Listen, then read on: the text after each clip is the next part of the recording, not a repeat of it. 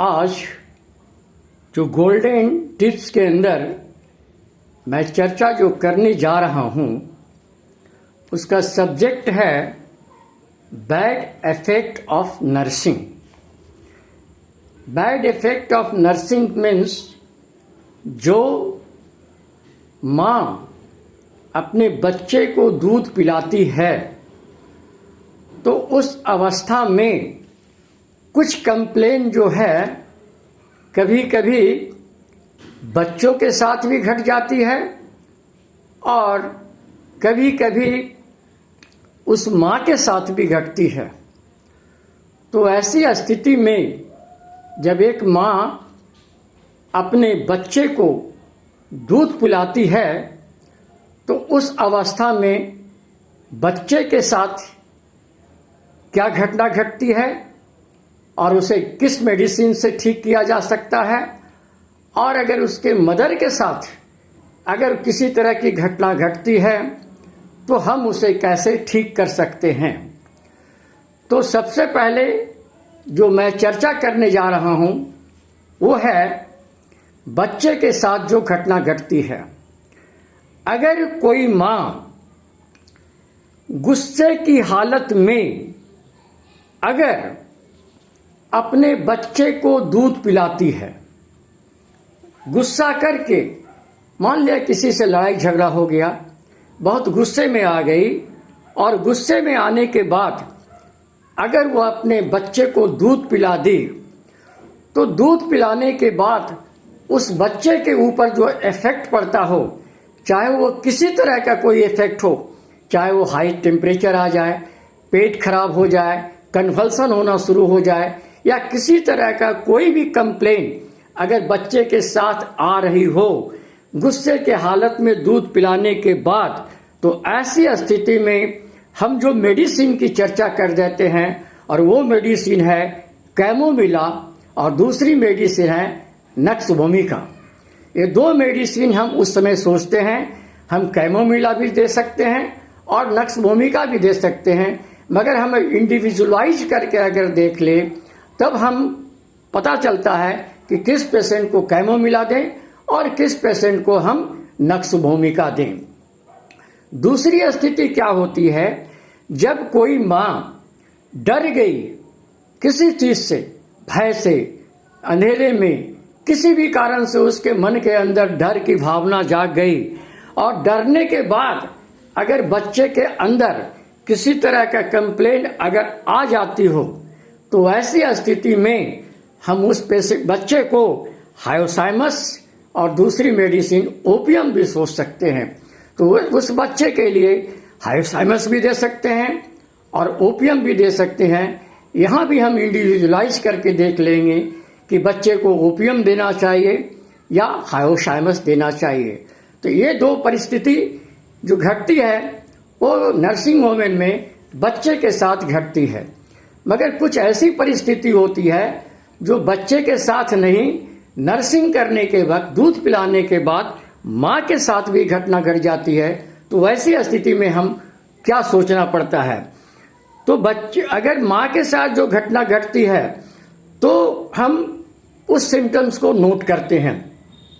पहला symptom, discharge of blood from the vagina every time the child take the breast.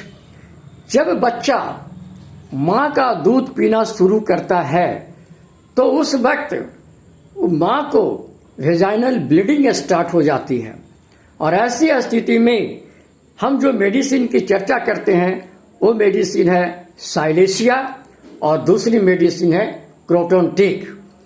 तो बच्चे के दूध पीने के वक्त ही और दूसरी अवस्था में नहीं, जब बच्चा दूध पीता है उसी वक्त में अगर मदर को वेजाइनल ब्लीडिंग स्टार्ट हो जाए तो वैसी स्थिति में हम जो मेडिसिन देते हैं वो मेडिसिन साइलेशिया है और दूसरी मेडिसिन है क्रोटोनटिक।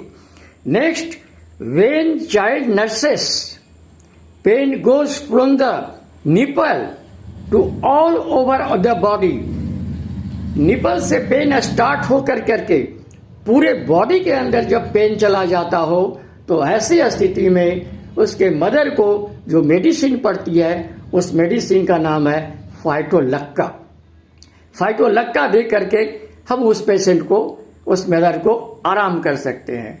दूसरी चीज है, when the child nurses pain goes from the nipple to the back, अगर निपल से पेन स्टार्ट हो करके बैक साइड में जा रहा हो, लंबर रीजन के तरफ जा रहा हो, तो ऐसी स्थिति में जो हम मेडिसिन देते हैं उस मेडिसिन का नाम है क्रोटोन टिक, और क्रोटोन टिक दे करके हम उस मदर को ठीक कर सकते हैं। तीसरी बात है, when child nurses pain goes from the nipple to the uterus, अगर निपल से होकर के पेन यूट्रस के तरफ आ रही हो, तो ऐसी स्थिति में हम जो मेडिसिन देते हैं वो मेडिसिन का नाम है पल्साटिला, और दूसरी मेडिसिन जो है उस मेडिसिन का नाम है silicea. Next, drawing pain through the chest from the breast to the scapula of the same side every time child nurses, जब बच्चा दूध पीता हो तो पेन जो होता है वो ब्रेस्ट से होकर करके सेम साइड में वो चला जाता हो स्कैपुला के तरफ, तो ऐसी स्थिति में हम जो मेडिसिन सोचते हैं उस मेडिसिन का नाम है क्रोटोन टिक।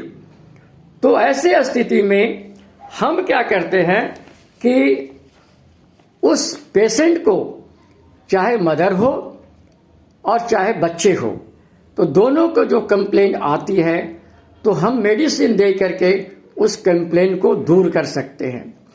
और जहां जहां मैंने 2 मेडिसिन की चर्चा की, तो ये ड्यूटी होता है प्रत्येक होम्योपैथ का कि हम उस मेडिसिन को इंडिविजुअलाइज करने के बाद ही उपयोग करें, देखें कि किस पेशेंट को कौन सी मेडिसिन चलेगी। तो हमारे साइंस में इंडिविजुअलाइजेशन का ही बहुत ज़्यादा महत्व है, और होम्योपैथ को आप जितना स्टडी करिएगा, जितना मटेरिया मेडिका का स्टडी करिएगा, डेली स्टडी करिएगा, उतना ही आप गेन करिएगा, और इंडिविजुअलाइजेशन करने का तरीका आपको धीरे धीरे बहुत सरल होती चली जाएगी, और आप देख करके भी पेशेंट को बहुत ही आसान तरीका से उसको मेडिसिन का चुनाव कर सकते हैं। ये हमारा होम्योपैथिक साइंस की एक खासियत है। और इसी के साथ मैं आज का जो नर्सिंग वुमेन के बारे में, नर्सिंग चाइल्ड के बारे में जो हमने कंप्लेन दिया, उस पर आप अमल करें, उस सिम्टम्स को पढ़ें और ध्यान से देखें। सारे आपको केंट में, बोरिक में, एलेंस की नोट में सारे चीज आपको मिल जाएंगे। मैं कलेक्शन करके सिर्फ आपको देता हूं। धन्यवाद। आपका डॉक्टर कल्याण स्वरूप, गया, बिहार।